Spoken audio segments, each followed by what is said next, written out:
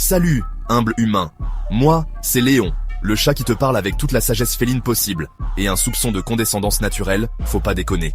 Je partage mon territoire avec Camille et Arnaud, mes humains serviteurs, ainsi qu'une bande de créatures plus ou moins dignes d'intérêt, Ronron, un chat dont le principal talent est de dormir plus qu'un loir sous somnifère. Son nom vient du fait qu'il ronronne dès qu'il respire, ce qui est sans doute la seule activité qu'il pratique avec régularité. Princesse, une chartreuse royale qui se prend pour la réincarnation d'une reine de l'Ancien Régime. Si elle pouvait, elle se ferait construire un palais en coussin de velours et nous parlerait en alexandrin. Hector, dit Patate, le chien. Un être simple, mais heureux. Sa mission principale dans la vie, courir après des choses inutiles. Sa queue, une ombre, une balle imaginaire, et s'extasier devant chaque croquette comme si c'était un trésor inestimable. Maintenant que tu connais la maisonnée, laisse-moi t'éclairer sur quelques vérités félines essentielles. L'énigme du carton. Vous, les humains, avez dépensé des fortunes pour acheter des paniers douillets, et pourtant, nous préférons un vulgaire carton? C'est une question de stratégie ancestrale. Un carton, c'est un abri, une tanière, une cachette, et surtout, un territoire instantané. En s'y installant, on impose notre règne. Le clignement lent des yeux, si je te regarde et que je ferme les yeux doucement, ce n'est pas parce que je m'endors d'ennui en t'écoutant raconter ta journée. Enfin, pas que.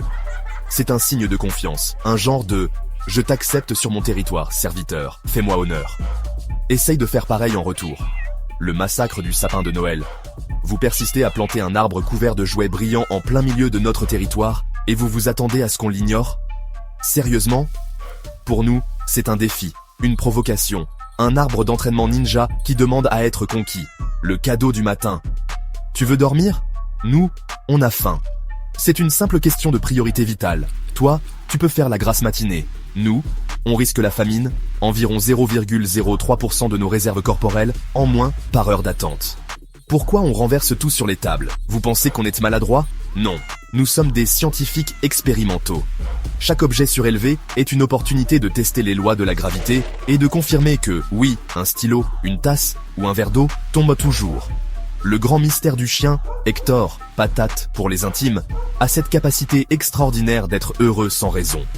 Il nous regarde comme si nous étions des dieux et s'extasie à chaque retour des humains. Nous, on sait que les dieux ne demandent pas de l'attention.